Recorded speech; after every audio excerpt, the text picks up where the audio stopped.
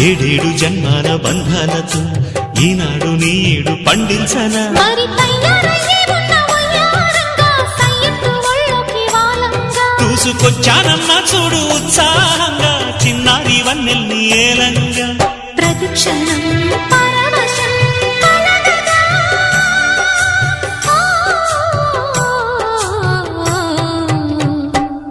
మనసా పలకవే మధుమాసపు కోయిలవై చెలిమే తెలుపవే చిగురాశల గీతికవై